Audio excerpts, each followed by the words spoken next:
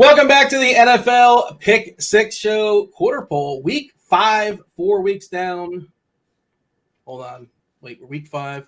13 weeks to go. Close enough.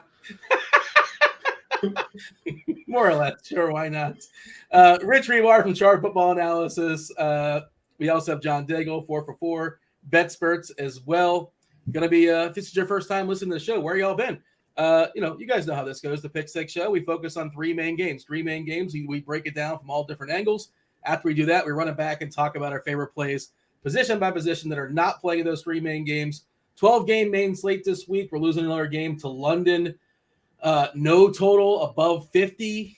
Philadelphia, Arizona, we talk about them soon enough. That's the highest total on the board currently on a Wednesday night at 49.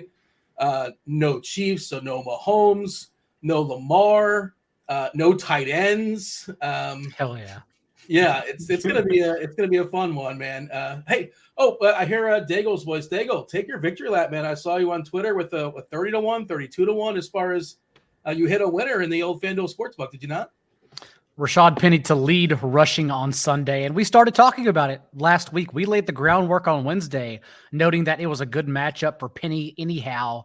And once we kept getting Detroit's injury reports and lost both Amon-Ra St. Brown and DJ Chark in that game, you just figured that it made out even better for the Seahawks to not only pull an upset and win the money line. They were 5-point dogs, I believe, but also for Rashad Penny to explode.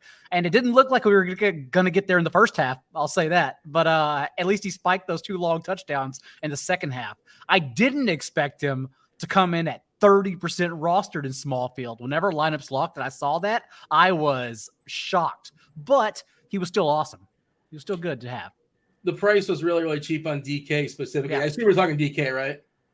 Yes, DK. And DK lineups last week were interesting because the winners pretty much just played all the chalk, but then just tacked on 6% Geno Smith to it. And it's like, oh, I'll just do the 5-man onslaught of the same game and take down every tournament. Easy money. Yeah, I'm sure last week at this time, I was talking about Geno Smith and cash or Geno Smith in general, and I was not happy about it. I'm like, that's where we're at. And if you just stayed with it, you felt pretty good about it because any game against Detroit, well, we're going to put that theory to the test, right? Because Detroit this week is playing against New England, and New England's not a fun offense. We'll see if Mac Jones is good to go. He's super, super cheap if you want to consider that route. But, yeah, I'm really curious to pick your guys' brains as far as what you like this week because to me, Rich, and feel free to throw back to last week, any thoughts as far as last week, but your overall screenshot for week 5, man, again, a lot of good stuff, not in the main slate, a lot of the main pieces, and, no game that's really jumping off the board. I guess can Arizona hang with Philly? We'll have that conversation to keep Philly's offense moving. But, yeah, what do you have as far as your overview on this slate before we dive in and break it down as far as the 3 main games? I'm excited about it because it's fun. We love when nothing just stands out, right? There's not a chalky game. And you know what? I also feel too, I felt like last week was like a turning corner, right? I'd always try to, absorb September. We try to find our way to the land. And then last week, it felt like, from an analyst perspective, from a DFS playing perspective, like just had a better grasp and everything. Mm-hmm. Maybe it was just a 1-week thing where things went well, but, it feels like I'm going to use that as confirmation bias that we're starting to take some of this, evidence-based, data and apply it the proper ways. Also, I couldn't believe this when I heard it, but that London game is the first time that I couldn't believe the stat that it's the first time that 2 teams with a winning record have ever played in a London game. Like, That's amazing. What are we sending them? Like, usually the Jags, the Jaguars. Yeah. The pre-2022 Jaguars. What an absolute joke. And they keep beating it up. They love that game over there in London. It sells out every single time. And we may not even give them their best. It may be Jake Fromm facing off against Aaron Rodgers. We'll have to wait and see. Is that okay? I haven't dug into that. I did see the Giants receivers, and I'm sure you guys saw this, combined for 3 catches and 25 yards. They're 3-1. I mean, you shouldn't play any defensive backs against the Giants. Maybe this week you can now. When Wandale and Kadarius Toney play, that's fine. But yeah, you just put 11 up in the box and you just try to stop Saquon. Mm-hmm. Yeah, the Giants and the Bears playing games like in 1922 or something like that. It's absolutely insane. Dean, did you catch any of that game? I know it probably wasn't on Red Zone because they didn't get in the red zone. I will not take any red zone slander. The last 4 minutes of that game, the Giants lost both their quarterbacks, and Saquon just played Wildcat and ran the clock out for the final 4 minutes. I did see that. I did actually show that at Red Zone when Barkley was running. Yeah, so I did that. But I've not watched the game, or I've not watched the condensed version. Do you do that? You watch the condensed version, 25 minutes, 30 minutes? Occasionally, yeah. I want to go back and watch stuff. I will sometimes. Yeah, I mean it's hard to watch them all, but if you want to look at the all 22 and stuff like that, I love the all 22 on Amazon. You guys watching that? Oh yeah. Okay, we have an agreement. We when Amazon has the option, just so the people know, and John, I'm not sure if you're on board with this or you're aware, but you have the option to put the all 22 on the screen. That's pretty cool. I appreciate it. I actually didn't know that you could do it. Do you still get the same broadcasters if you go all 22? Yeah, it's even better too because they show you pre-snap where everyone's lined up and everything. They do and they do squiggly routes where they do trackers where the guys are running routes.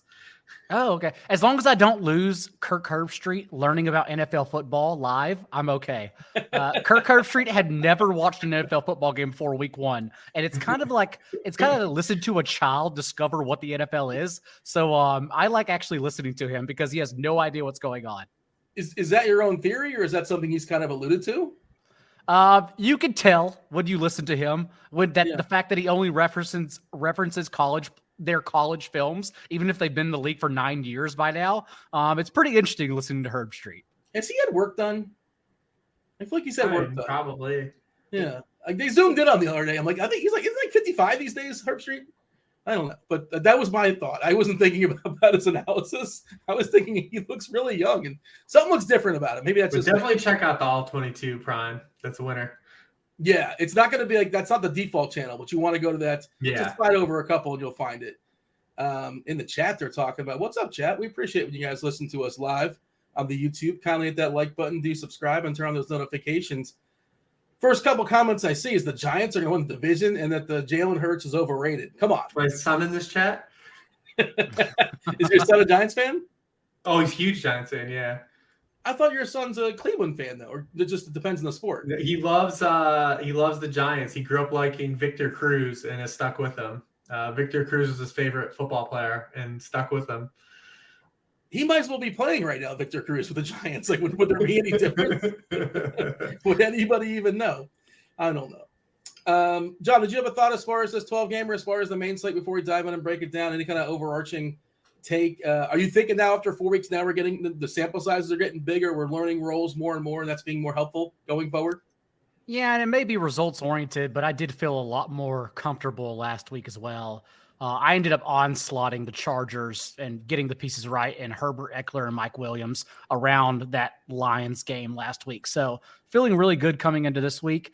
It's also fun, as you mentioned, because tight end, I've had some people reach out and mention Tyler Higbee and Zach Ertz, but what makes tight end so fun is that you're also not scared to fade those guys. Those guys don't kill you. So you could literally just go completely off the board this week. And I got a couple suggestions. I'm excited for this week. I like the shitty slates. They're my favorite.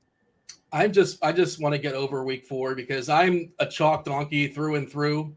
And I made the bold decision to almost fully fade Hawkinson. And that was we're not. That was the key piece. Not even Jamal Williams could get you there. You pretty much had to have Hawkinson to be serious last week. Yeah, it was like that week last year where Jonathan Taylor had the 5 touchdowns against the Bills. If you didn't have that piece, it didn't matter. You had to have Hawkinson.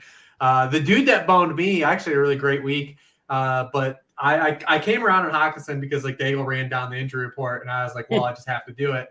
But the dude that I just couldn't get the mental hurdle over was Josh Jacobs, and that's the one piece that stopped me from really shipping a bunch of things. If I just would have gotten over my own bias on Josh Jacobs, we would have made it. Because I had a ton of that Broncos stat, the Broncos, and we were cooking, man. And Josh Jacobs is out here looking like 1994 Bo Jackson, just incredible. I got Adams over Jacobs at 12% in small field on FanDuel too. I felt really good, but it didn't matter because Jacobs just scorched the earth. Yeah, I was told Jacobs wasn't going to play this year because he played the Hall of Fame game for too long. So that's what I was told, and I stuck with that take. And yeah, man, he's looking spectacular, and his role is awesome as well. Another team that's off the slate, the Raiders Chiefs. That should be a fun one on Monday night. All right, the very first game we're going to be talking about in our 3-game set, Seattle. Seattle at the Saints, 46 as far as the total. Seattle's a 5-point dog here in New Orleans in the Dome. John, I guess I saw limited practice for Kamara. Michael Thomas and Winston, I believe, did not practice today at all. Where are we at on a Wednesday night? If you're going to speculate who's going to be in, who's going to be out come Sunday? We're touch and go with Seattle's with New Orleans offense right now. What we do know is that Jared Goff was still able to finish as the QB1 last week against Seattle's defense. So we have to take into account this Saints offense, no matter who is out there, because Seattle's defense has now permitted the second highest rate of explosive passes, 15 plus yards downfield this year, and a league high 8.3 yards per attempt to opposing quarterbacks. Andy Dalton was also frisky, not elite, but frisky.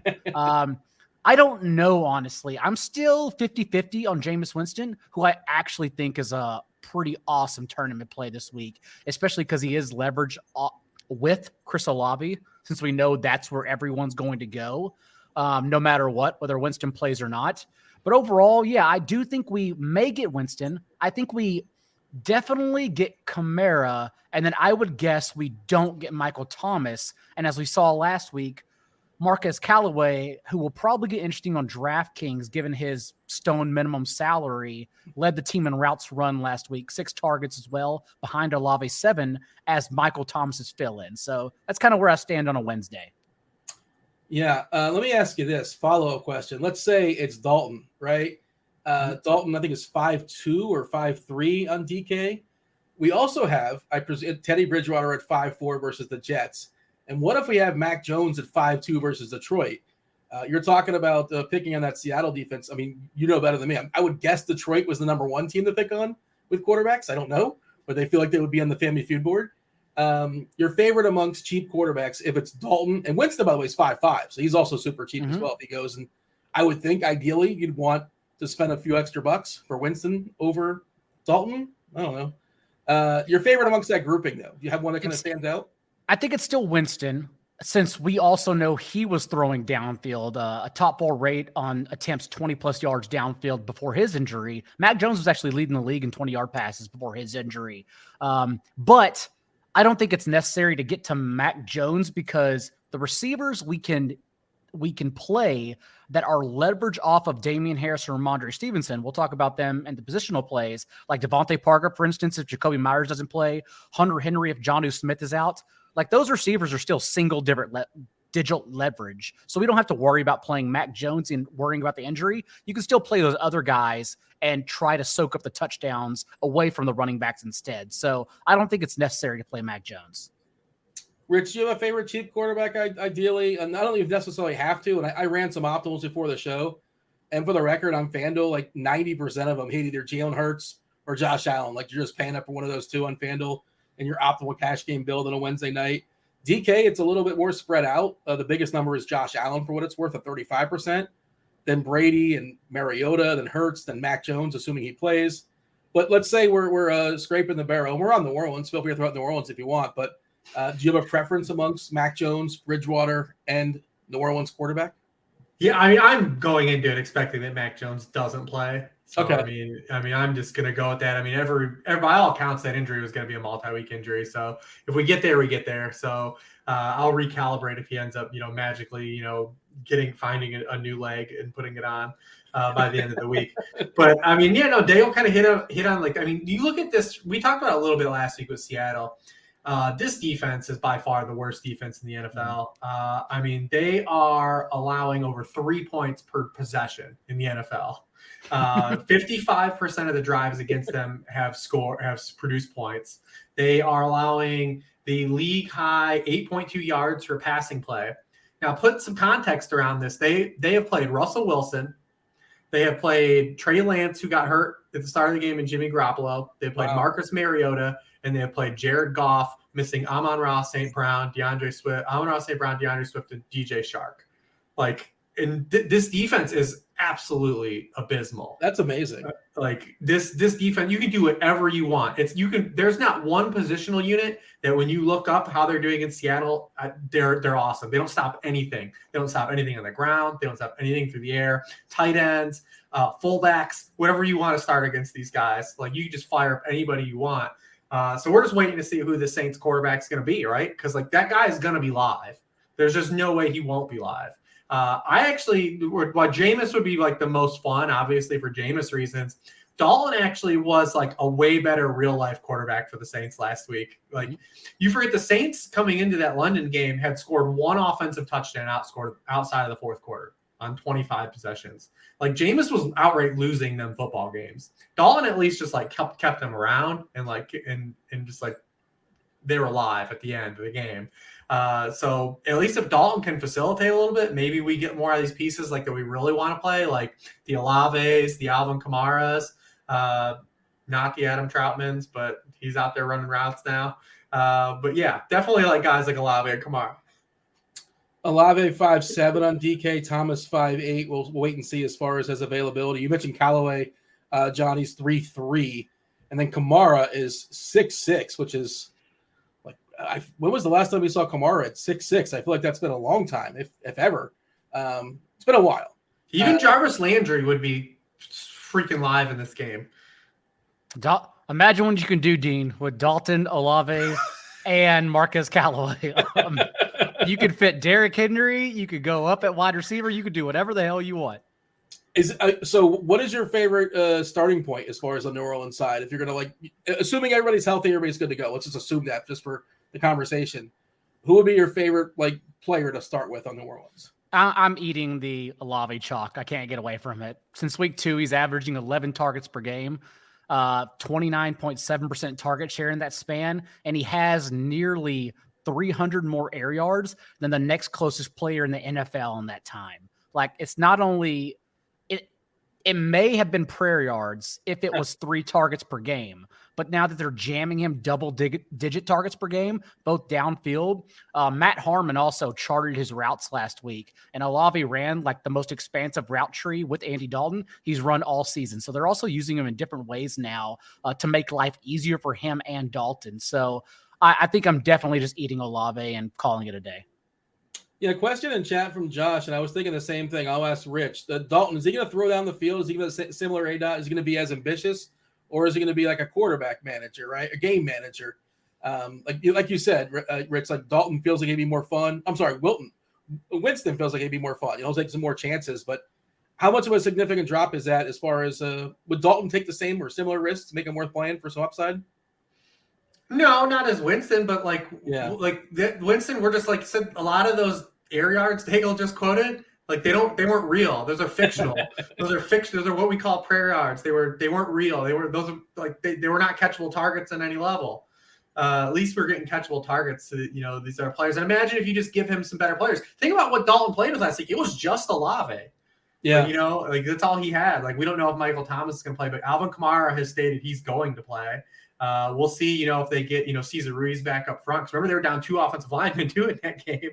Andrews Pete didn't play in that game either. So, if they just have better pieces too, it could be better. And, the matchup's better. The Vikings are just a way different tier of defense. And they're not even really that good compared to what Seattle's putting on the field right now.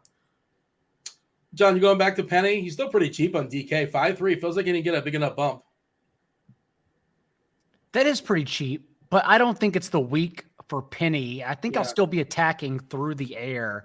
Geno Smith now has 2 top 7 finishes at quarterback with 25 fantasy points per game the past 2 weeks. And it did come in soft matchups against the Falcons and Lions, but we're still expecting the volume to at least be there. The Seahawks are 15th in pace and 3rd in no huddle rate the past 2 games, averaging 66 plays compared to running less than 50 in both weeks 1 and 2, after Pete Carroll mentioned that they need to actually play faster and be an up-tempo offense. The Saints are also next to last in pressure rate, and Kyler Murray is the only quarterback averaging a higher completion rate than Geno Smith from a clean pocket this year. So I do think we're going to get some pushback for the Saints as well, through the air in particular. I was taking a look at Derek Carty, the blitz, his game level factors, and this actually is the third highest projected total as far as actual game plays, behind the Pittsburgh Buffalo game and the Arizona Philadelphia game, which we'll be talking about that one shortly. Rich, talking about the Seattle side. Yeah, Seattle's definitely, this would be like the truth game, right? Like, because like Daigle said, like you play Atlanta, then you play Detroit, like two teams that have been kind of bonanzas all year. But to be fair, they smashed in those games. Like they didn't just like, tippy toe around those matchups and like scored 24 points. Like they played really well in those games. And Geno had really high output. And the biggest thing is we're just like, these receivers have life again, right? Like 2 weeks into the season, it was like, man, like, wow, DK Metcalf looks like just in shambles. Like, holy shit, this dude's just like, is just going to waste the year of his career. What's Tyler Lockett going to do? And like, these guys are functional now. Like they're like live plays now. DK is obviously the man coverage killer. He actually, since he's entered the NFL, leads the all wide receivers in target rate per route against man coverage. And the Saints are kind of one of these teams that go like in between. They go in and out of playing zone and man. So if we see him, get these one-on-one matchups with Marshawn Lattimore, he's going to have a chance to make plays. Geno's giving him a chance to make plays. And then Tyler Lockett's just been like the anti-version of Tyler Lockett we've seen his whole career, right? Like Tyler Lockett was like, I'll get you like 12 for 120 and 2 touchdowns, and then I'll go like 3 weeks of not doing anything. Now he's just like a steady Eddie floor play. You look at 9 for 107, 9 for 76, 6 for 91 the past 3 weeks. Like he's just getting there, and he's with Geno being as accurate as he's been, he leads the NFL in completion rate. He leads the NFL in completion rate over expectation. Like Lockett's found like this new like stability there. And like, we haven't even seen him like really connect on like big plays yet, because we know he's still capable as well. So, I mean, yeah, that's the big thing, is that like we've seen two players that we know inherently are good, and DK Metcalf and Tyler Lockett, and like almost like a phoenix, they've risen from the ashes, attached to Geno Smith. Like, who would have figured this out? Russ was holding him back. Geno Smith is saving him, like we all predicted. I see in the chat they're talking about Latavius Murray potentially being the goal line back. He's no longer on the New Orleans. He had a cup of coffee and he's out, and he's on Denver now. So yeah, proud of UCF. It's Daigle's favorite player in the NFL now too. It's absolutely ridiculous. I had to rewrite a whole waiver wire column during halftime of Monday Night Football. What are we doing? Hey, he's got a better opportunity for touches there in Denver, so he's out. He's like, I don't need any of this nonsense. That's what the 4for4 waiver wire column says, but a lot of other people are going Mike Boone. So we'll see. We'll see who wins in the end. Yeah, I mean, do either one of them have a lot of value right now, or just going to be some kind of goofy split where it's going to be a mess? It's probably going to be a goofy split. There are reports that the Broncos were actually going to cut Melvin Gordon if Javonte Williams, like if they came out of that game. Like apparently the Broncos are so unhappy with Melvin Gordon's fumbles that like they are completely down on him. Latavius Murray is obviously the 3-down back over Mike Boone. At least he projects as such. So we're just taking long-term swings for the fences. I'm in a couple leagues where FFPC especially where I'm getting by on Jamal Williams as my RB2, but that's only good till week 7. What do you do after that? So I'm taking a couple bids on Latavius Murray. Hey, what do we have as far as New Orleans defensively? Because I remember coming into the year, like a lot of people were touting them as possibly being the best defensive unit. It doesn't look like that according to the scores. I've not fully dove in like you guys have. Rich, John, like is it still incomplete? How good is this New Orleans defense? They're good. They're 9th in passing points allowed. They're 7th in passing points allowed per game. They're 9th in passing points allowed per attempt. They're allowing to 6.5 yards per pass attempt, a 2.3% touchdown rate. They have faced like Baker Mayfield and Mariota. They faced Brady and Cousins too, as the other two guys. So I mean, they've been good. They've been solid. They're terrible at rushing the passer though. They're dead last in the NFL in pressure rate, which is something that we weren't really expecting, because they actually were pretty good in that department last year. But they've been solid. They've got good players. As I said, this is kind of like a test for the Seattle side. Like they are still good here. Then like it was kind of where we were the Jaguars last week. And like, we got kind of an incomplete because of the weather there, but we did get some truths. But that's kind of where we are with Seattle this week. It's like, all right, you showed us 2 weeks against 2 really bad defenses that like, we can at least play you a matchup basis, but what if we need to come to you every week? That's what we'll find out this week. John, you got anything else for us this game, or shall I move on? If you want a very cheap tight end, He is doing it from outside the 10-yard line. Will Dissly has a touchdown in 3 of 4 games, and he hasn't scored any of them inside the 10-yard line. But at the same time, he was the first Seattle tight end all year last week to run a route on at least 60% of dropbacks. They are leaning on him, presumably more. He's also second on the team in red zone targets, just behind DK Metcalf. He's 3,300 on DraftKings. And again, tight end is wide open this week. So if you're playing this game, you're looking for a sneaky like run back perhaps with your Chris Olave. Will Dissly I may play in a few lineups. Game 2 on the docket, Tennessee at Washington, 42.5 is the total. Tennessee, couple point favorite here. Traylon Burke unlikely to play, carted off last game. Also, this game is projected to have the fewest plays, a really, really slow pace if you throw out the Cincinnati-Baltimore game, which is not on the slate. So on the slate, Cardi's got not a lot of plays going on this game. John, I gotta be honest. I was a little surprised to see this game pop up in the 3 that we're featuring. There's got to be some stat or some player you really want to focus on here. Well, I kept on trying to get away from Cardinals Eagles, but then I was like, I guess like everyone's going to play that game, so we have to talk about the Cardinals and the Eagles every single week. But also, you asked me who my favorite cheap quarterback is. I think it may be Carson Wentz, honestly, because if you put it into context, he was a top 6 quarterback in fantasy in both opening games against the Jaguars and Lions. But then the last 2 weeks, he's played the Eagles and Cowboys, who are top 10 in pressure rate. So the Titans compare more to those first 2 games since the Titans are bottom 5 in pressure rate right now. So I think we could get some pushback from the Commanders here. And with Jahan Dotson likely out this week, expecting to miss the next 1 to 2 games with his hamstring injury, the target tree also condenses. So like double stacking him is quite easily too if you want to get there. Oh man, Dean, imagine what you can do with your lineup if you double stack Carson Wentz, Terry McLaurin, and Curtis Samuel. I can throw it straight. The world is your oyster. It goes straight in Carson Wentz straight in the garbage. I thought I saw a note today. Maybe was like a speculation that they might want to get rid of Wentz already. There are some rumors that internally they are pretty much done with him. Yeah. But again, it's an easy matchup. This is the spot. He's going to hang out with Melvin Gordon somewhere this week. Last I checked, the Millie Maker's only $20. There's a lineup waiting there for you. The Carson Wentz Carolina season's going to be real fun. Ready to live that. Oh my gosh. Well, all right. Rich, can you buy into this Wentz nonsense? The one point I was going to ask, and John made it. It's like, will he have some time? Because he desperately needs time back there. He can't move. He's immobile. And, he's the kind of guy, I feel like he's been sacked a lot this year. I could be wrong on that. He gets pressured often. But that's just from the red zone I've been watching, Rich. You can confirm or deny. I can only watch so much Wentz. Yes, he was. He faced 2 top 10 teams in pressure rate, like Daigle said, the past 2 weeks. The Tennessee Titans are 26th in pressure rate. The Tennessee Titans have also allowed a QB1 score in 3 straight games. 2 of those guys have been Derek Carr and Matt Ryan. Not exactly like dudes that you're going to like pencil in and say like, all right, well, what's the fantasy stones throw away? Like Wentz is still like in that group. They've surrendered their 23rd in completion rate allowed. They're 31st in yards allowed per pass attempt. They're 27th in yards allowed per completion. They're 31st in touchdown rate allowed. Yeah, I mean, Wentz has showed, at least from the small sample we have this season, he's been able to exploit bad matchups, and he's been really avoidable when the matchups get better. So like this would be one to say like, yeah, he can get there. Now we just need the Titans not to get out to an early lead and start running the football like last week.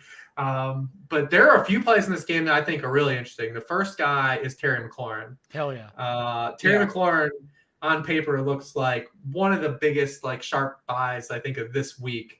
With Jahan Dotson, sideline, like Daigle said, it condenses the kind of route tree. But where Terry McLaurin runs his routes is where the Titans are just absolutely getting flambéed right now. They are allowing a league high 75% catch rate and 12.3 yards per target to boundary wide receivers. They've allowed the highest completion rate on throws over 20 yards downfield. Terry McLaurin leads the Commanders in percent of routes run 20 yards downfield. They are just getting absolutely crushed. Terry McLaurin, when I did the game write-ups, like he stood out immediately in this game as like, ooh, people probably are not going to want to play this dude. But I thought that about Rashad Penny last week when we did this show too, and we got around there too. But yeah, he looks really good. And then I think Robert Woods also looks like a really intriguing option in this game on DraftKings more than FanDuel, especially with Treylon Burks being out. Washington is 28th in yards per target allowed to opposing wide receivers. They're 30th in touchdown rate. This is another game like the other quarterback in this matchup also has a good matchup. He's also been playing a lot better football than Carson Wentz consistently too. But Washington, like they just regularly does like have guys all alone defensively. Like they don't even guard guys. Like, I mean, you saw the CeeDee Lamb touchdown last week. Yeah. They give up multiple plays like that a week. Like they have communication issues. And the cool thing about it is they're actually good against the run. Like they're just funneling people to throw like on this just ass secondary. They can't guard anyone. So I think Robert Woods is very interesting at his price too. So there are two like cheapy guys. Like you might not onslaught this game, but I think there are two pretty cheap guys in McLaurin and Woods that are very intriguing in this matchup. I really do like Carson Wentz a lot. The issue is that the theme of the slate is, can you get off of Tom Brady or Josh Allen? And so that's what I think about whenever I think about playing Carson Wentz. And okay, maybe I should just skinny stack McLaurin with Derrick Henry and McLaurin with Robert Woods, like Rich said. And you have Brady ahead of Hurts? I like Brady a lot this week. Okay. All right. Well, we'll talk about that one in a second. It's interesting you guys both want to focus on the ones, right? With the injuries to both receivers. Like you're not necessarily talking about how and I know the depth is really bad, like the Curtis Samuels of the world or the NWIs of the world for Tennessee. The depth for Tennessee is horrific. Maybe does Derrick Henry get 5 more passes thrown his way? Is that going to continue? Because Tennessee is kind of out of receivers. They might have a better receiving core than the Giants, but not many other teams. John, does that continue? Is that going to keep happening? Is Henry going to get 5-6 looks once again in the passing game? I don't know if it's ever continued for 2 games, and it has continued the last 2 games. So I keep being skeptical. Like in week 3, 6 targets matched his career high. Week 5, and then last week he had 5 targets. That was the second most he's ever seen in his career. So now he's basically matched career highs in back-to-back games. Also running around on 49% of dropbacks, 23% target share in that span. So it may be because they don't have anywhere else to go, even though a target to Derrick Henry is very efficient. But overall, I don't know why it would go away, since we're looking up and Kyle Phillips is still questionable. Treylon Burks carted off with turf toe, won't play this game. It's really only Robert Woods. So yeah, I still like Derrick Henry a lot. Yeah, you think that's going to continue, Rich? Because again, like there's nobody. It's like the Giants, sort of like, but Barkley, of course, has a history of catching a bunch of passes. Henry, not so much. But where are the options? If you're not throwing it to Woods, you're not throwing it to Henry. Who are you throwing it to on Tennessee? Now, the cool thing about the last 2 weeks with Derrick Henry is they're doing what everyone's literally screamed for the last, 4 years. Because he's only run 13 and 11 pass routes. Like he's not getting actual like dump offs. Like he's not getting checkdowns. They're running designed plays for him in the pass game. And that's like all we've said is like, hey, all we're asking you to do is run 1 screen pass a half to Derrick Henry, right? Like that's all we used to say. Like just do it once each half. And like they're kind of doing those things, right? Like so it'd be one thing if like he just like luck boxed into some targets on like some checkdowns, right? But they're calling designed pass plays for him for the first time consistently. It's only a 2-game sample, but with all their injuries, like I don't see why they wouldn't really why they would just immediately go away from that. And I also think that they have to do that because they suck at running the football. Last week was the first week they actually ran the ball effectively, but like this offensive line has just been battered. They lost Taylor Lewan coming into the season at the start of the season. They really have struggled to run the football up until every game until last week. So I think they've incorporated some of that stuff to kind of mitigate, some of the ineffectiveness that they've had running the football. We just need them not to like really get ahead. Because you saw last week when they laid at halftime against the Colts, they threw 6 passes in the second half of that game. Like we can't have that happen. John, before we move on, did you want to feature one of these terrible tight ends? You said you had some garbage tight ends you want to throw out there. Has anybody in this game catch your eye? Or are you a big Jeff Swain guy? Thomas do anything for you? We did talk about the condensed target tree. So it's literally just Curtis Samuel, who has led this team in targets somehow in every game this year. Terry McLaurin, who Rich already discussed, is is an awesome play from the boundary against the Titans. And then Logan Thomas is their third receiver, logically. We've seen his route participation increase in every game, leading to a season high route on 70% of dropbacks last week. So we think that only grows. And now is the opportunity where he could have targets and place a Jahan Dotson. Jahan Dotson was only getting there on touchdowns anyways. He converted his 3 end zone targets into 3 touchdowns. That's why he was never really a redraft play. But maybe those instead leak out to Thomas now. So yeah, I think Logan Thomas is a legitimate play in this slate. Yeah, I was going to ask if like De'Ami Brown, it's still a minimum 3K, or is that guy? I think Amon St. Brown killed him, right? He's dead. Is that? Did you see that quote, Rich? He's gonna be out there for sure. Yeah. He'll be exercising. I tweeted out as a Daigle getting pushback, but Washington has used 11 personnel on 85% of their passing plays, which is third in the NFL. So Miami is gonna he'll have a shot of retribution. Maybe he's learned something since last year, but if we recall correctly, he earned a target on only 12% of routes last year. Like he didn't have Carson Wentz though. That's true. That is true. I like McLaurin, like I said, and it kind of lines up too because Samuel, Tennessee actually has been pretty decent against slot receivers so far this year. And like Samuel, the other thing about Samuel is he's kind of a trap because not only do you need inherent volume for him to get there, like he also has to score a touchdown. I mean, he's only averaging 8.4 yards per catch and 5.9 yards per target because of the role he's in. Like he has to get a lot of targets to even get you to a salary. And then he has to score a touchdown to kind of push you over. So now that he's like been kind of like a hot guy the last couple weeks and his price has gotten the 5s, I don't really see a lot of great value on him, anymore.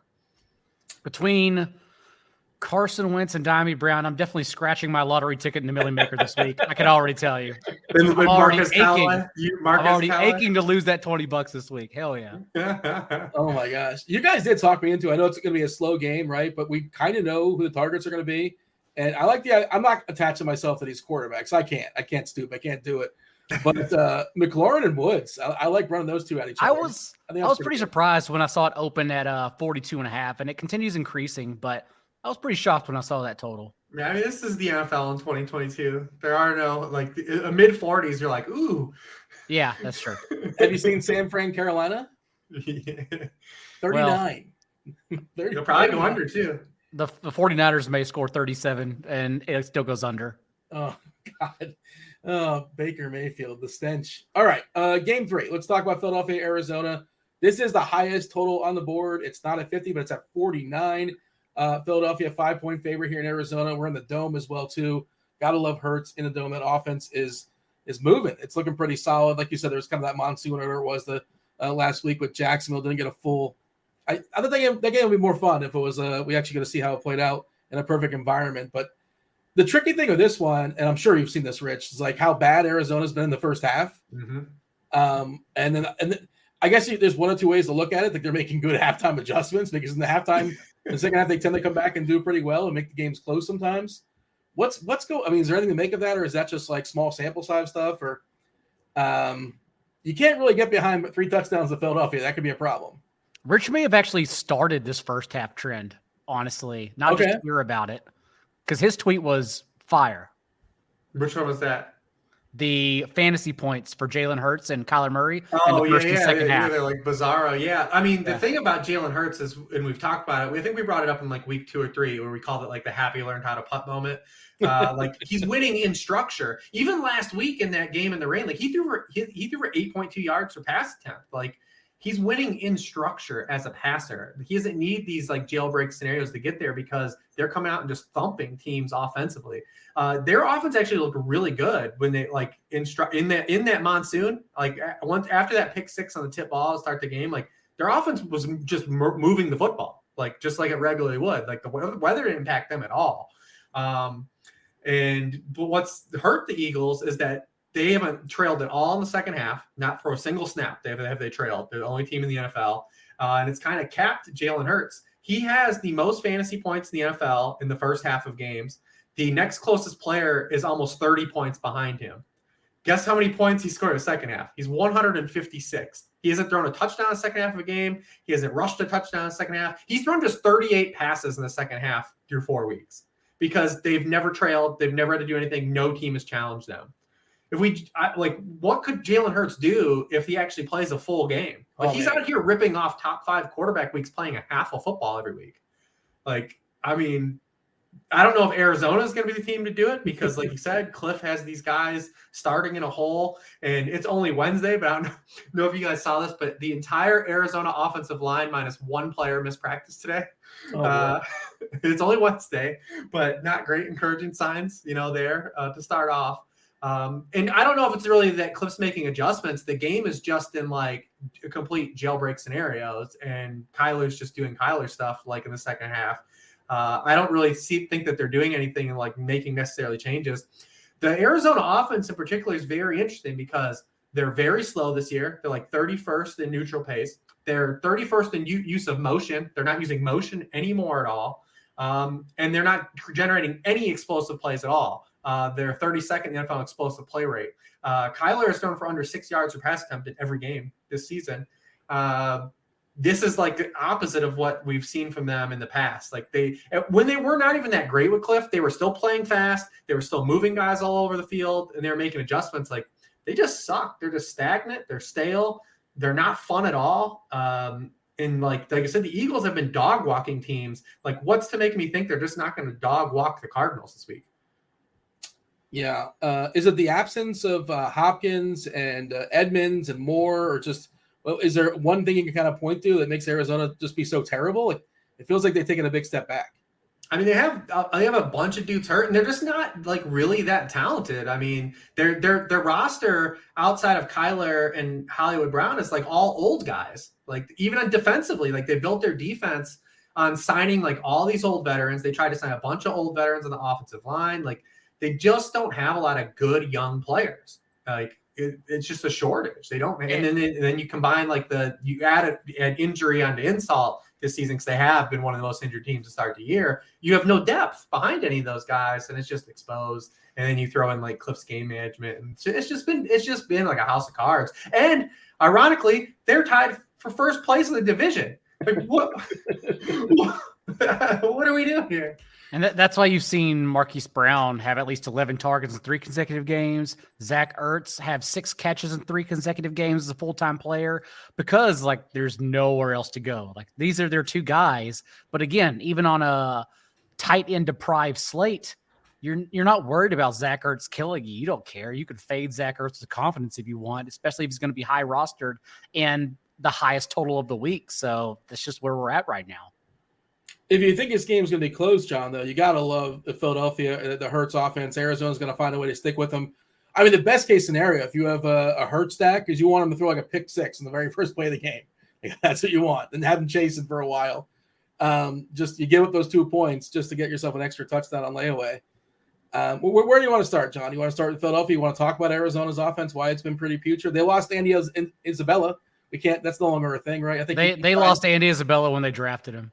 NFL Twitter is so mad, I'm sure. Yeah. I mean, if you want to play Hurts, you mentioned Hurts, and Hurts is obviously fine for cash games. Like, he still came out quite well last week, and that's when they had a 29-14 lead in the fourth quarter. So like, Hurts is totally fine. He's safe in cash game. He's still averaging 12 carries per game. It's okay. But for the receivers, AJ Brown's floor this year has been his 25.8% target share in week 2. Like, that's literally has been his lowest target share all year. Devonta Smith only has 1 top 24 finish this season, but no one notices because everyone's enamored with his performance as the overall wide receiver 1 in week 3. Whereas AJ Brown has finished as a top 24 wideout in 3 or 4 performances and is yet to finish any lower than wide receiver 38 on the season. Like, AJ Brown gets there every single week. He never fails you. Plus still has a obviously top 10 ceiling and leading this team in targets. So I still like AJ Brown if you're playing Jalen Hurts. And then of course, like where we're at, we'll talk about this positional plays, but like where we're at with Devin Singletary or Josh Allen trying to leverage off the passing game, I mean, it's Miles Sanders. Last week without Boston Scott, Sanders handled 78% of backfield touches, a season high, and his 67% snap rate was actually the first time any of Philadelphia's running backs logged at least 60% snaps all year. So Sanders is right there too, if you just want to get off Hurts and you're still trying to get a piece of this game and leverage Philly's touchdowns. Somebody was missing, right? Boston Scott was missing that game. Boston Scott was out. Okay, is he expected to be out going forward, or we don't know? I didn't see his practice reports today. I'm not sure. It doesn't matter, I guess, is another important question. Or is Sanders, that's just Sanders handled 71% of backfield touches the week prior. Like, it was increasing every single week, maybe because how he's playing, because he's playing awesome right now. And so I don't know, like, and maybe if Boston Scott's active, it maybe dips Sanders' ownership a tad. But either way, like, the leverage. That's the one you're playing here. Rich in a vacuum, obviously it would matter what your whole lineup is, but you got Hurts or you got Allen. Who would you rather start a lineup with? I would say probably Hurts. It's close. I mean, this Pittsburgh, they just fumbled this thing so bad with Kenny Pickett. I mean, you play on Thursday night the week before. You have 10 days to get Kenny Pickett ready to play at home against the Jets, right? And they don't do it. And then they end up having to bring him in at halftime. And now he's going to make his first career start on the road in Buffalo as a 14-point underdog. Set up a failure. I mean, the Steelers just botched that situation so bad. And, it's plain as day. We all watched Trubisky play in that Thursday night game, and it was over, right? We all knew it was over. It's like, hey, you got a long week. It's set up perfect now. And then you just botched this. Listen, how can you ask me to fade Josh Allen? But I mean, I would say that this game, at least within my third eye of range of outcomes for this game, I could see Arizona at least maybe having in the range of outcomes pushing back more than I could see the Steelers against the Buffalo defense. That's kind of what I'm asking. Yeah. Which game stays closer the longest, I guess. Right. And Vegas, of course, is saying, Philly on the road, they're only a 5-point dog. You talk about Buffalo being a massive favorite there against Pittsburgh. But will Buffalo just go for the throat? They like to throw, the way I play Madden. I'll still throw the ball on you in the fourth quarter if I'm up by 3 touchdowns. I don't care. It's not fun to run. Yeah. And you mentioned Singletary. They're just throwing the ball into him a ton anyway. He's been, we'll talk about him. I guess we'll talk about running backs. But did you have a take on that, John, as far as a preference amongst, pretend Tom Brady's not playing. We can talk about Hurts or the Bills are the only team on this slate with a 30-point team total. We want exposure to their offense this week. I don't know if it's through Stephon Diggs, Isaiah McKenzie if he goes. Khalil Shakur will be popular as just a one-player tack on if Crowder's ruled out. So I don't know. And it's not like I love Tom Brady. It's the fact that I don't know what the field's going to do just yet. So if you can pull up early projections, that'd be great. But Tom Brady presents an opportunity to either double stack him for the last 2 weeks, or if you don't believe this pass rate over expectation that they've had the past 2 games, if you believe that it's actually because they trailed 14-3 in the third quarter against the Packers, and then they trailed 21-3 against the Chiefs, then you play Leonard Fournette thinking there's still a run-heavy offense as 8.5-point favorite. So you can go both ways with Brady. That's why I'm just kind of letting it shake out to see. Brady double stacks could be amazing, especially since the target tree's condensed. Chris Godwin, season high routes run on his dropbacks last week, basically became a full-time player again. The targets go, especially without Cam Brate, they go to only Mike Evans, Chris Godwin. So the Tom Brady double stack is right there for everyone. But if the field gets there, I can leverage off of that for Leonard Fournette, since Rachaad White didn't get his first touch till they trailed 21-3. I don't think Rachaad White's actually a standalone piece in this offense. I still think it's Leonard Fournette's offense. So I'm just kind of debating which direction do I go, because I definitely want a piece of that offense. That price for, we're not on receiver right now, obviously, but that price for Godwin on DK 5.9 looks pretty appealing. Oh yeah, yeah. He's going to be the highest roster receiver. Yeah, Brady's going to get there. I think he's going to be really popular because, dude, we're getting Brady off of a loss against the Falcons at home. His 4 games against the Falcons and the Buccaneers, he's been the QB11, the QB4, the QB2, and the QB3. Mm-hmm. And they can't run the football at all. The Bucs are just this is the one area where their shortcomings up front, because Brady, you still can't pressure him. He's going to get rid of the rock. He still is not taking any pressure. See, he gets rid of the ball too damn fast. But when the missing pieces they've had up front have really shown up when they try to run the football. Leonard Fournette, the past 3 weeks, he's got 37 carries for 97 yards. They just can't run the football. They're not a functional running team. And now that they've got all these horses back, all the wideouts are back, like I think they're gonna wing. They're gonna be winging this thing around, like for sure. Like, and then like I said, off a loss, like Brady. I mean, Brady's this one. He's at his best. I mean, I don't want to be the guy that brings it up, but there's some off-field situations going on with Brady, right? And who knows how that affects things. And I mean, you could use that narrative to. Yeah, you could go either way, honestly, on that narrative. Sure. By the way, you were asking about ownership. This is Wednesday night. Don't take this as gospel, whatever. Pulling up FanDuel specifically, quarterback ownership. Hurts number 1, Allen number 2, and then there's a break where Brady and Herbert are basically the same. So Hurts and Allen are clearly the top 2 guys on FanDuel ownership-wise. And I think that holds. I think you're going to have money for them. One of those 2. On DK, every week. Yeah, FanDuel, just the way the builds work. On DK, it's Allen, then Brady, then Hurts. But Brady and Hurts are very similar. So, yeah, it's going to be Allen up top. At least that's where we're at right now on Wednesday night.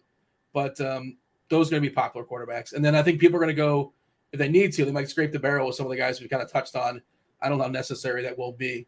What's the story with Gabe Davis, by the way? Since we're talking about Buffalo, he can't get any separation. He's not getting any looks his way. I know he's been playing hurt. I have UCF on my brain because I've just got an eye on UCF against SMU. We're in the 4th quarter. They're up 26-13. I know the people out there are very concerned about my Knights, but should we be concerned about Gabe Davis, or is he going to be fine? What do you have, Rich? I think he'll more or less, end up being fine. I mean, he's going to be a guy that, well, one, he said he's been playing hurt. 2 weeks ago, he dropped the touchdown pass too. If he catches that, we probably aren't talking about this.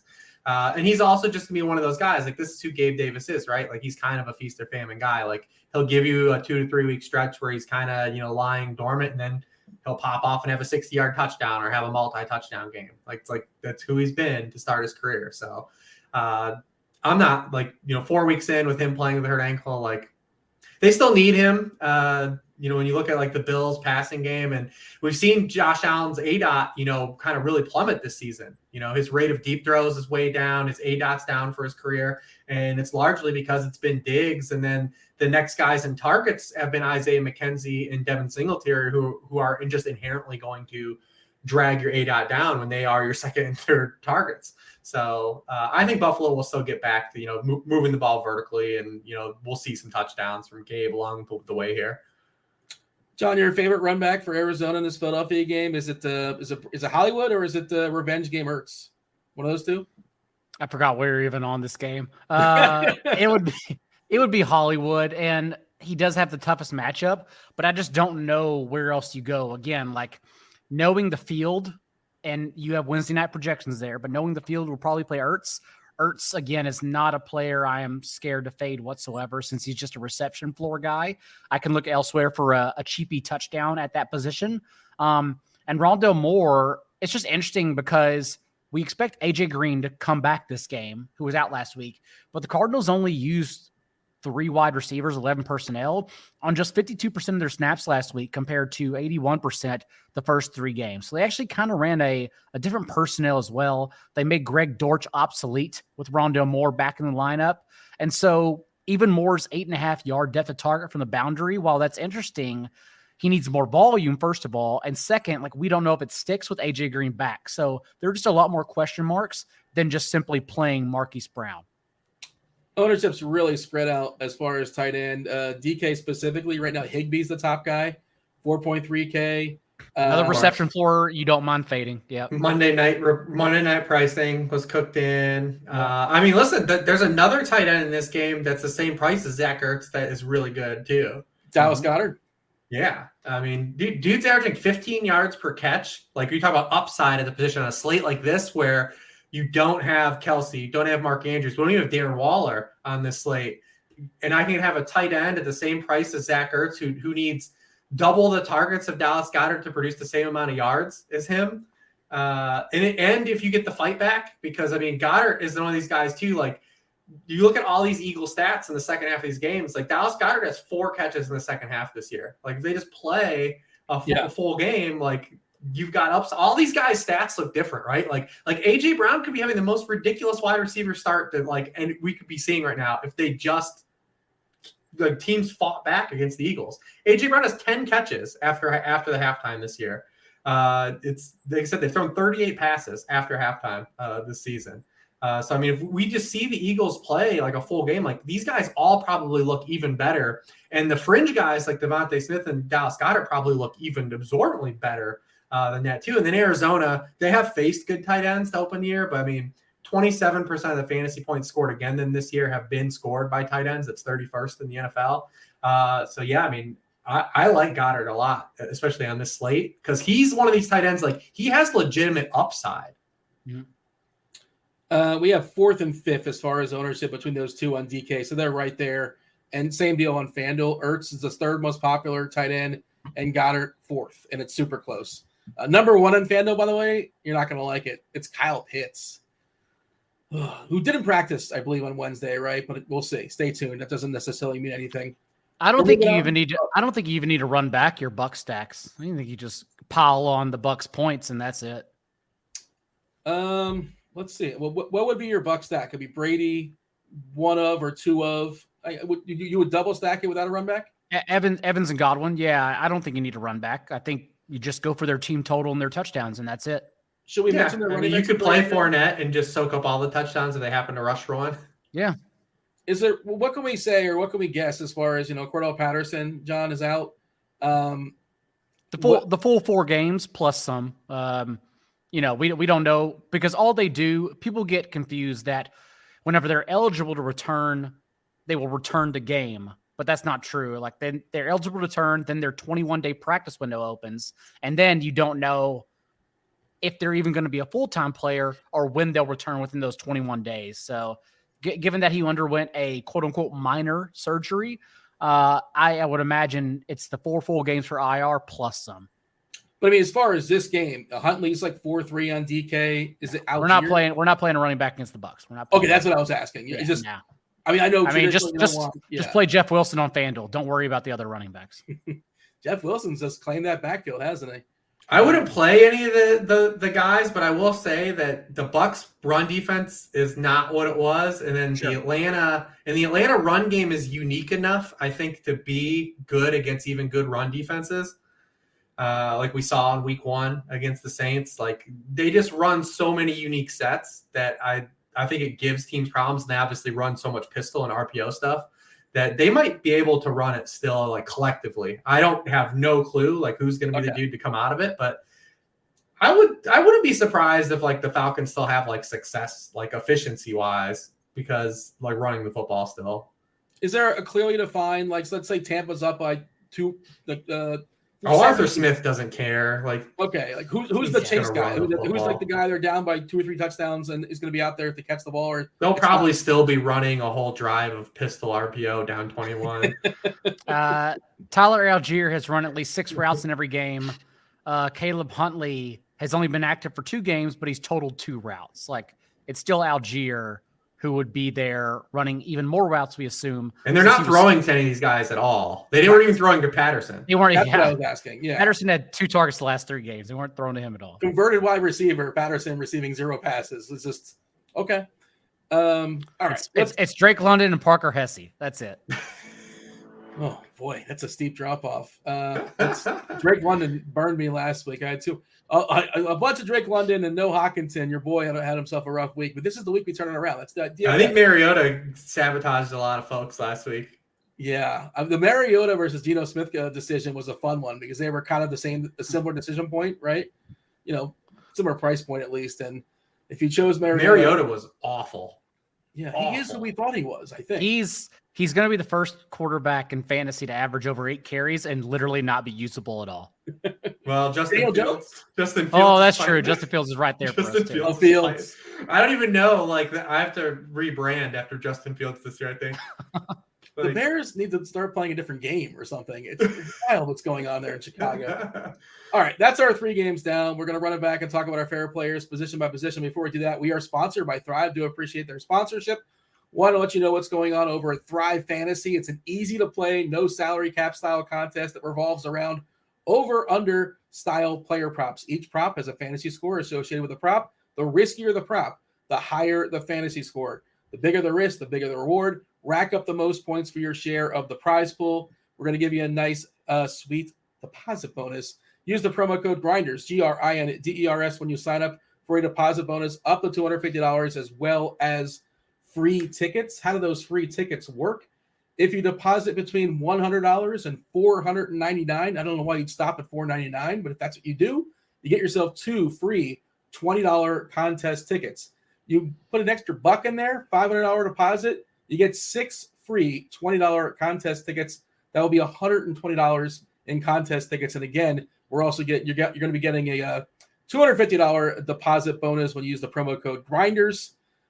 Check out the RotoGrinders review page for Thrive Fantasy in the description for more information. Terms and conditions apply. And we're going to scroll through and find a couple that we like this week. I sent them to you guys via the email. I presume, John, you have them. No layups as always. Let's not go for the one where you get like 45 points. We don't want 45 points anyway. Let's try to be as bold as possible. What do you have as some of your favorites props this week? That Tom Brady over 270 yards at the top is pretty juicy for all the reasons we talked about, especially because the discrepancy for only 10-point difference from over and under is probably not fair. They probably should have done like 120 for under and like 75 for over. So we'll take the over, the 95 points there. And scroll down. I think as you were talking and scrolling, I saw some more. That's the producer. That's not me. It's showing them off. Okay. Well, let's go. Let's go Najee Harris under 89.5 rushing, receiving yards. Maybe gets there on receiving, but we saw from Kenny Pickett in an entirely different offense as we expected. Najee Harris didn't get a single target last week. Kenny Pickett is going to launch downfield. Kenny Pickett also scrambled on 37% of his dropbacks as a rushing quarterback. And so, Najee Harris's volume just continues to slide. So I'll go under on that. I took a peek as you were talking at the Derek Carty, the blitz projections for Brady. He's projecting 303 passing yards. So that would be distinctly more than the 270.5. And you get 95 points, which is pretty solid. He's going to get steamed. Brady's going to be high roster by the time we get to Sunday. That's my concern here.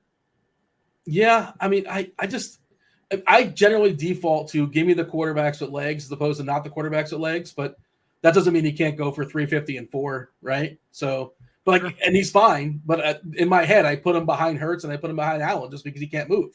But maybe that's wrong. I'm not sure. Rich, do you have a thought on that? And do you have any thoughts as far as a couple winners here on Thrive? No, I mean, I'm with you as far as I don't think from a pure ranking perspective, but what's your phrase, Dean? We live in a world with salary cap. Yeah. So, Brady with Brady playing on Sunday night when the pricing already came out. Remember, because the narrative going into Sunday night was like, damn, Brady looks awful this year without all these guys. And then they all came back and it was like, oh, they can actually throw now again. And, so the pricing stayed the same because he was grandfathered in because they played at Sunday night. Granted they didn't win the game, but all the counting stats were there for Brady and they look functional. I think his price would look a lot different if they play that game like during the day, right? So you know what? This is a good point that you make because I didn't realize the difference in salary was that distinctly different. $6K on DK. As opposed to 18 for Allen. That's usable. 2K is usable. Yeah, I see why all the Brady love is coming. And on FanDuel, you're getting a difference maker as well. 7.8 for Brady as opposed to 9 for Allen, 8.6 for Hurts. A little bit more distinct on DK. Because remember, he was unusable for fantasy football purposes going into that Sunday night game. Yeah. I mean, showdown, you have to because it's showdown. But yeah, I understand the point you're making. Well, we all knew, like outside looking in, we were like, oh, well, like they're just missing all these guys. Like once these guys come back, it'll be fine. Like this was always going to exist, like this scenario. But the fact that it happened on Sunday night, like the breakout, like when all these guys came back at once and the pricing for the following week's already out during the game. Yeah. Like if that game, I'm saying if they play that Chiefs-Bucks game, if that happens at 4 p.m. last week, his price is not what it is right it's now. Like 7-4, something like that. But no one's going to play Carson Wentz, Dean. Just letting you know. You're not talking me in the Wentz. You got me on the Brady, and that makes a lot of sense. But Wentz ain't happening. A lot of dominoes at the fall for me to say Carson Wentz maybe, but I cannot see it. But I do like some of the pieces in that game, so you got me there. Rich, did you throw out a prop or two? Did you happen to have the list in front of you, or we're good to go? I like all these Cowboys ones, these Cowboys-Rams game. Cooper Kupp, you're getting 30-point difference to catch 9 balls. He's going to do that for sure. That's what he does every game because he's the only functional part of their offense. His over under was 8.5 last week. Like they didn't increase it at all. No, and it's a 30-point difference. Like it's not even like you're not even getting like the 10% juice on it. Like also Stafford 2.5 touchdowns plus interceptions. You're getting best of both worlds. I mean, he leads the NFL in interceptions. He also is definitely probably due some touchdown regression. He hasn't thrown a touchdown in back-to-back games for the first time since 2016. So I imagine he'll get some back. And then Zeke under 52.5 rushing yards for 120 points. Oh, baby, I love that. The Rams have been awesome against the run. That's pretty good. I like that. I like that Zeke one for sure. So I like all those in that game. That's a game too. Like that game's probably going under for sure. Yeah, Kupp. You're getting a nice reward for 9 catches for Kupp, and that seems like a lot, but that's just basically what he does. And you're getting 115. It is a lot of catches, but that's like who are they throwing to beyond 8 yards downfield now this season? Well, he reached that mark. He beat that total with 11 minutes left in the third quarter last week. Like it doesn't. The offense is only going through Cooper Kupp. Yeah, and I saw Robinson. Like I'm sure you're doing this, Rich. As far he's out there exercising, right? He's getting big exerciser. It's not helping him. He's not getting any faster and running away from anyone. But big time exercise going on with Allen Robinson. Let's hit on some quarterbacks we like. We've touched on many throughout, just kind of like organically throughout the conversation. We talked about Josh Allen, Brady. We've talked about Mac Jones. I mean, wasn't supposedly Mac Jones back at practice last Friday? That's why I thought like maybe I didn't think he was going to play last week. I thought that was absurd, but like it seemed a little promising. That was the report at least. And also, like you have to feel a little bit better when you see Detroit on the other side, or maybe is it going to be Zappy season? I want Zappy to be good. Somebody tell me Zappy is going to be good. Is he ever going to be a thing? Because that's a fun name. No, probably not. I mean, yeah, the name is amazing. The concern is like that whole game has me in a pretzel because the Patriots are favored. The Lions have like a 23-point team total, and they've been scoring like 30 every game. Yes. And then last week when the Patriots were able to hang around with the Packers, they just ran the football every play. And it's like, well, man, like if they're like ahead and this implied total plays out, like Detroit, we know they're awful against the run. Like, man, like were they just gonna just run the entire game? Like, is that a scenario for this game? I don't know, but I'm not going to get into the weeds of the Mac Jones stuff just because it's too early to know. That's the whole reason we talk about like just exhaust ourselves in Detroit last week. I will say there's one quarterback that I do like that we didn't talk about, and that's Trevor Lawrence. Trevor Lawrence was hot, before last week. I don't know how much of a hall pass he gets for last week, playing in the rain. One quarterback played good, one didn't. But the matchup is great. I mean, Houston, you look at what they've done defensively from a schematics team under Lovie Smith. I mean, 85% of their snaps are cover 3, cover 2, or man coverage. Against those coverages, Trevor Lawrence is 8th in the NFL in EPA per dropback, 8.1 yards per pass attempt is 12th in the league. So, I mean, I like him. I think that they bounce back offensively. They're able to move the football. So, I mean, he'd be the other guy that I say, like, I might do like last week, like Daigle said he got on the Charger stacks. Like, I'm not going to overlook these Jaguar stacks. John, quarterbacks, you want to join the conversation? Are you in agreement with Lawrence as well? In agreement. I think James Robinson is also an amazing pivot after we saw Travis Etienne play quite a bit when the Jaguars were suddenly down 29-14 in that game. But overall, yeah, I think we discussed everything I'll be playing. I'll be watching Josh Allen and Tom Brady closely, see how the field is going to play them. And then, honestly, maybe I do get on to Jalen Hurts and just hope the Cardinals push back. Yeah. You got to get some Hurts. If you're playing a certain number of lineups, I think you got to at least introduce them to the player pool. If you're only making one, I understand if you go away. But like Rich is laying out, man, imagine if he actually has 4 quarters to play with. That'd be so much fun. Did you say, Rich, your favorite player to pair with Hurts? Is it Goddard? Or Brown? I like Goddard and Arthur Juan. No problem with that. But I do like the way I think the slate sets up to make Goddard like a real legitimate hammer potentially at the position. Yeah. John, did you want to open up running backs? We kind of touched on Fournette, and I was wondering how much is White becoming a thing? How concerned should we be, or should we be fine with Fournette against Atlanta? That's a non-issue at this point. He got 2 little goal line carries. White did. He didn't get his first touch until they were down 21-3. I still don't think he's a factor. And Leonard Fournette still had 7 targets. So like Leonard Fournette still has a high floor, especially on DK, if you're trying to leverage off of Tom Brady, if he gets steamed. So that's why I still like Leonard Fournette. On FanDuel, Jeff Wilson for 6,300 is pretty insane. He's handled 30 of 31 running back carries the past 2 weeks. And as we know, touchdowns are how we get there on FanDuel. So Jeff Wilson and as double-digit favorites for the 49ers against the Panthers is an awesome play. Touched on James Robinson in a favorable game script. Jaguars over touchdown favorites in that one. Devin Singletary, if you're trying to get off of Josh Allen, Singletary's handled 74% of backfield touches the past 2 games. And then obviously Damian Harris or Ramondre Stevenson. But the issue is I think both Harris and Stevenson, especially because Stevenson is significantly cheaper than Harris on both sites. Like I think both of them are going to get played quite heavily. Yeah, so Harris is 7.2 on FanDuel, 5.6 on DK. Stevenson, 6K, big difference on FanDuel, 5.5 on DK. So Harris and Stevenson, similar price on DK. Harris distinctly more on FanDuel.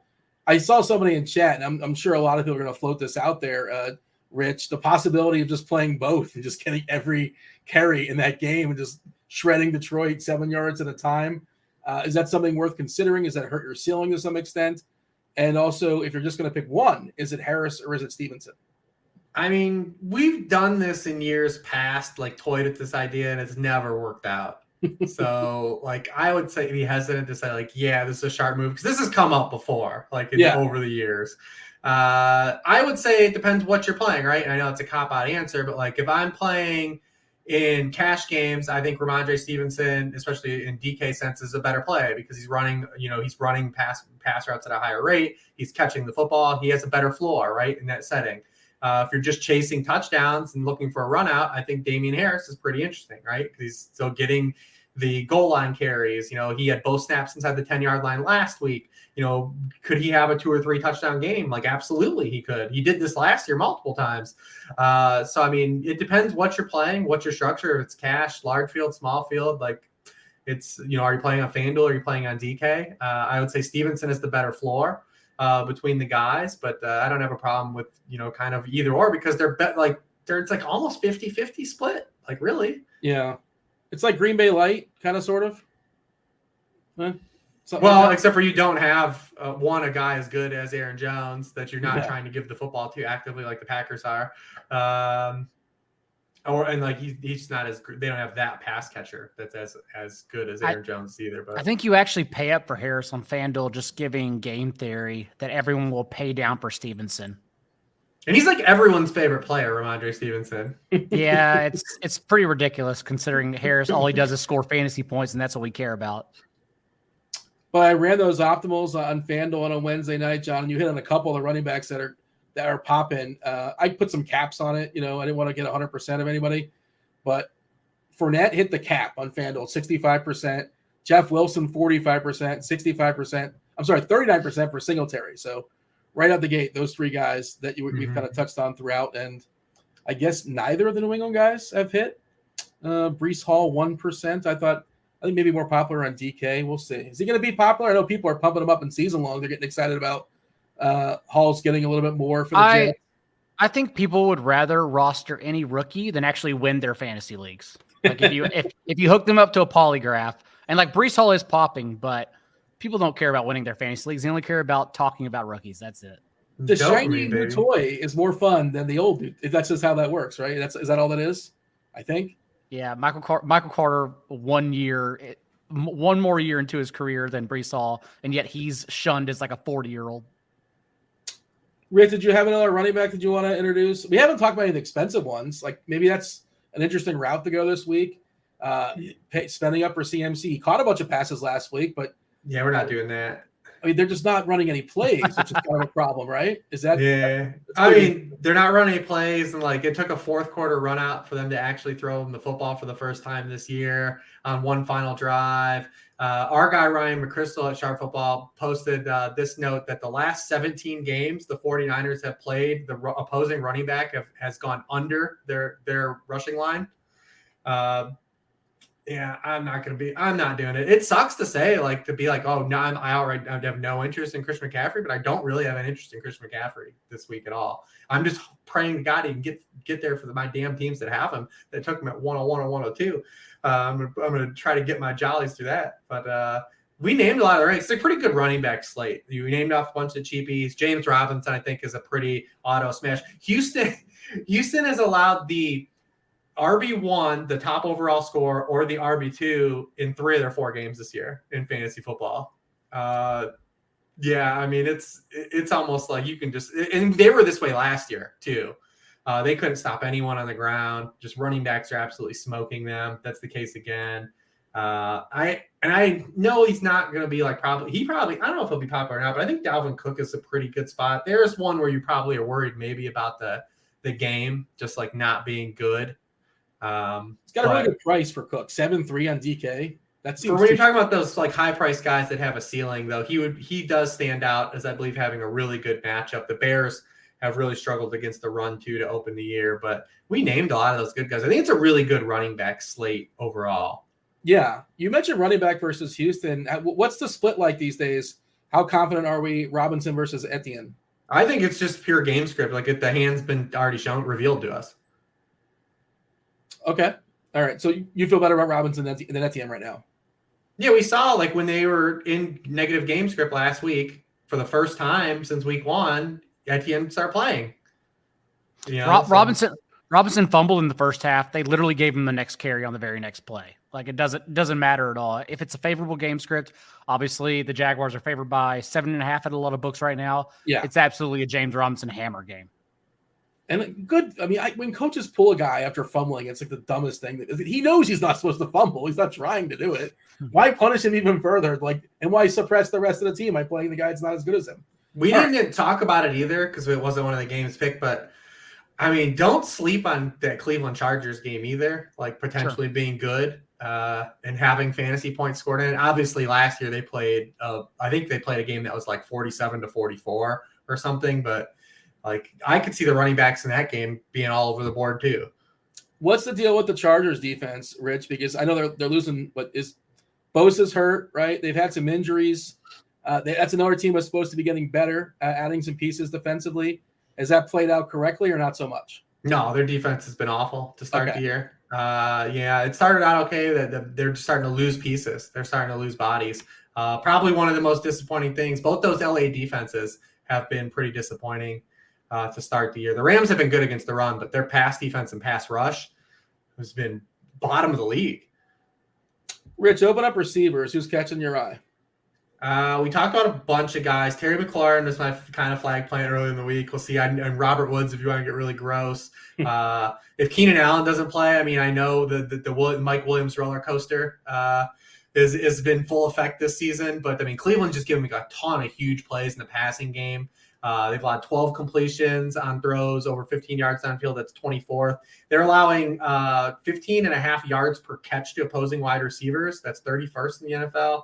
So I like him. We can always stack our Trevor Lawrence guys with, Christian Kirk and Zay Jones if he's back. And then also like Stephon Diggs, still very good. Don't ignore him.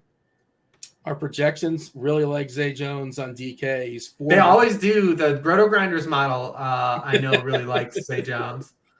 I don't know. He's cheap, and we don't know if he's playing or not. We're assuming he's playing with this projection. John, thoughts on guys that were thrown out there? Who you want to add to the conversation? We've talked a lot of – the only one really is CeeDee Lamb, 34.5% target share from Cooper Rush the past 3 games. We expect that game to go under. Cowboys defense on DraftKings in particular will be highly rostered. Since they're so cheap, 2,500, which is ridiculous. But who is also going to bring along CeeDee Lamb with them? So I think it makes sense on DraftKings. Also, the people always have this thing with the Rams because they know that Jalen Ramsey plays for the Rams. Going back to last year, so the Rams last year were 24th in the NFL in points allowed to opposing wide receiver ones. This year, they're dead last. They've allowed the most points in the NFL to opposing wide receiver ones through 4 weeks. Stephon Diggs, 8 for 122 in 1 week 1. Drake London in week 2, 8 for 86 in 1. Hollywood Brown in week 3, 14 catches for 140 yards. Deebo Samuel, my night, 6 for 115 in 1. there is like this stigma that Jalen Ramsey doesn't follow guys around in this defense. Like he doesn't shadow guys. They have consistently given up points, and the guys outside of Jalen Ramsey have been hurt. They've been rotating guys in the secondary. So I mean, CeeDee Lamb is another really good call. So you shouldn't be afraid of the cornerback. I feel like that kind of conversation's gone away. A lot of the content that I see out there, the quarterback, wide receiver matchup, and I always thought it was a little. I don't know if our friends at the Swolecast know a single defensive player. You're better for it. You'd be way better for it. Yeah, to be honest. Sure. I laid it out though. I mean, you look at it let's look at this from a top-down view, right? So in the NFL, teams are running zone coverage almost 70% of the time. And if you want to look at a team that like runs the highest rate of man coverage, the Detroit Lions, right? They run man coverage 45% of the time on pass plays. That's less than half of the passing plays. So even if you have a guy that's guarding a guy in man coverage, he's automatically inherently from a top-down view doing it on half of the passing plays, right? Like, so it's already cut in half. And then he has to actually be shadowing that specific player on his man coverage assignment to be like, we're in the weeds on this stuff, and I get it. It's great data. It's fun. But, like, if you just look at it from, like, the 10,000-foot view, like, it inherently just doesn't make sense, especially when you're talking about wide receivers who 1 or 2 targets is all it takes to get there, right? Yes. Like to catch a touchdown, to catch a long pass. I mean, typically, unless it's like a blatant, like outright, like we know this guy's going to shadow this guy and like full on man situations, like it's tough to like really get bogged down by that stuff anymore.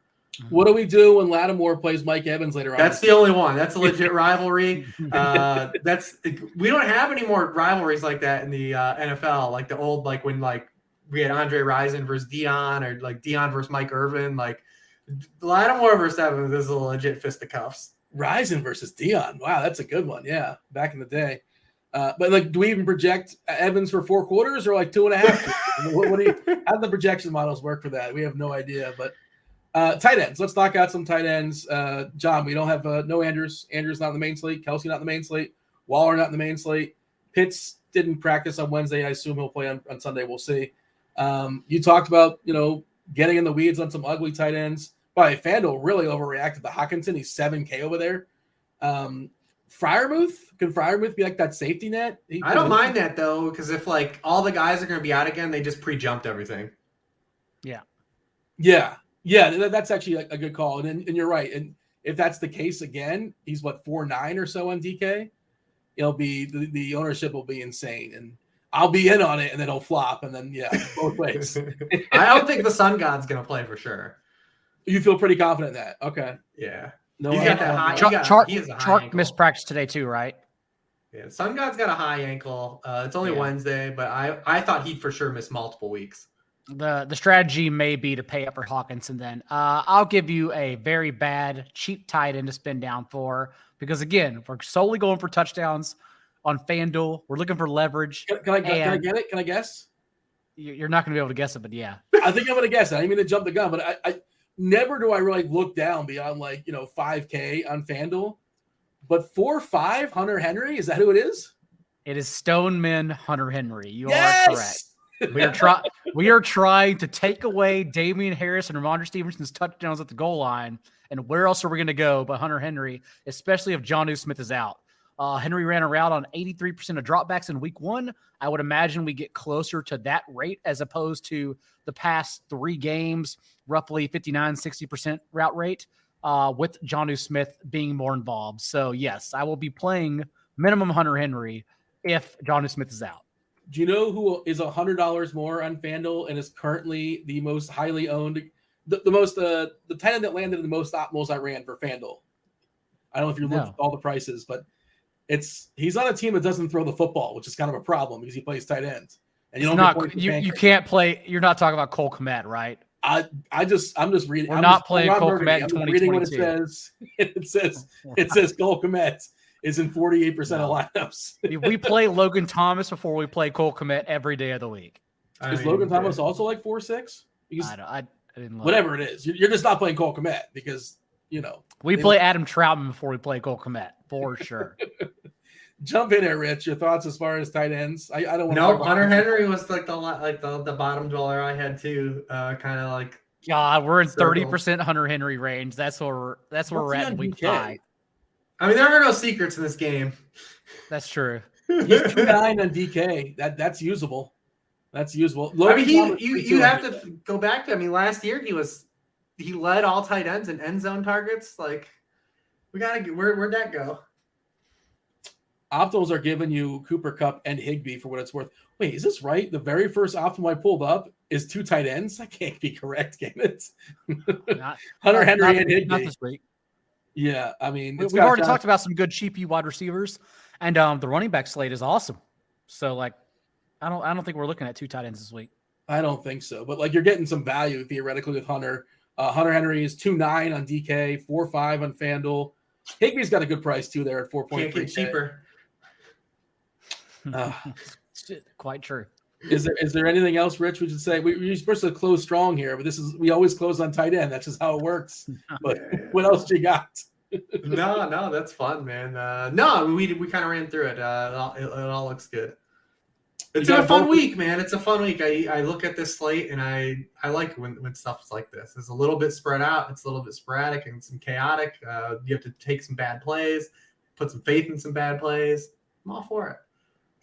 Reminder that you can play on, Thrive. We talked about Thrive earlier in the show. Do not forget to play the fantasy prop action over there. Promo code GRINDERS, GRINDERS, when you sign up for a deposit bonus up to $250, as well as those tickets we talked about.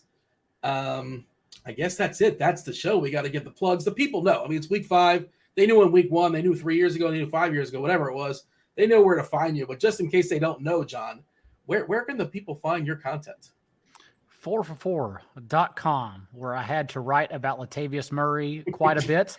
And I'm about to go check bids and see if I happen to get him on overspending in FFPC. Also, 4for4.com for the rest of this week, we are running a 25% off sale. You don't even need a promo code. I don't need to promote myself at all. Just go to 4for4.com and sign up. If you've been dabbling your toes in the water, thinking about it, 25% off any sub you want, any sub.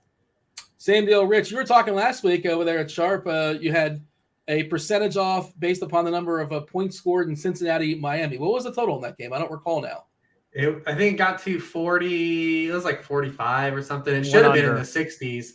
It should have been in the 60s, though, because they kicked 2 field goals from the 1-yard line and Chase Edmonds dropped a touchdown pass. But they let you guys down. But Warren was happy. Yeah, I mean, yeah, he was happy and sad at the same time. But yeah, this week we're also doing 25% off. You just use Get 25. We're doing 25% off as well because, like you said, Dean, it's week 5. It's the quarter pole. Is it my math? I think was. Did anybody take my math? It's in between. Yeah, don't bust out the calculator on me. That was the NFL Pick 6 show. That was week 5, sponsored by Thrive. That was Rich Hribar. That was John Daigle, producer Steve. Appreciate him hanging out with us. I was Dean from RotoGrinders. Good luck in week 5. We're out of here. Oh.